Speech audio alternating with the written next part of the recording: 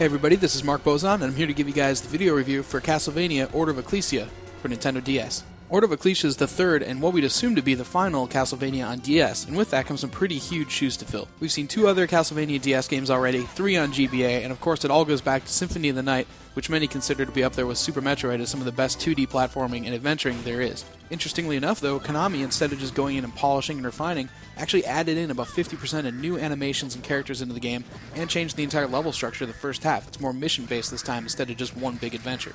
Newcomers to the series might not even notice this stuff, but for veterans, there are some things you're going to like and some things you may not like quite as much about Order of Ecclesia.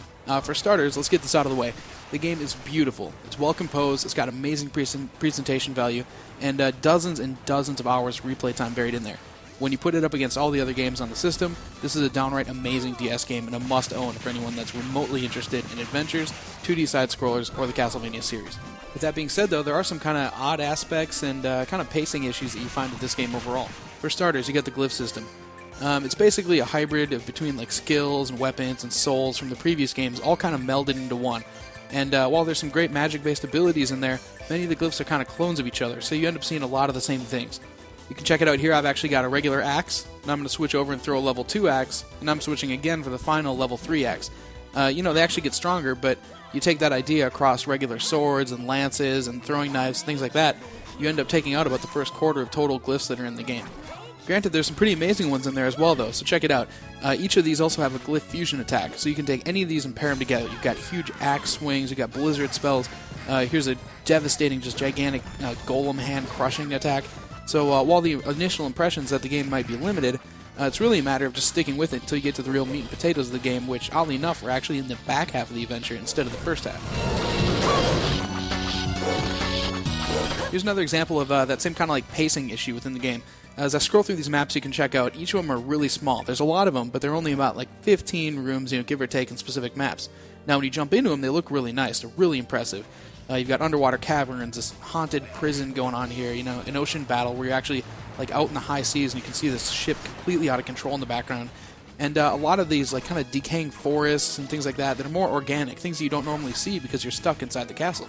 Since each of these areas also take up more tile space in the game, though, they're really short, and a lot of them are just as small as what you see here, running from one side to the other, and you're practically done with the area. And on top of that, the fact that many of these areas are actually duplicate tile sets of each other, so you've got a lot less variation in the first half than even you'd expect from looking at it. It's more like Portrait of Ruin in that sense. There are a lot of kind of duplicate paintings areas. So in the Temeo Mountains here, you can see it's repeated just hours down the line by this area we're going to switch to, the Tridus Pass.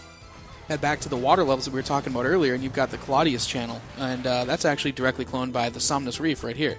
So yeah, that's 4 maps, but really they're using 2 tile sets and just changing a lot of the colors. I have to say though, with those being the 2 main flaws within the game, the whole pacing issue, it really comes down to the fact that these are just dwarfed in comparison by the eventual guts of the game that you get into.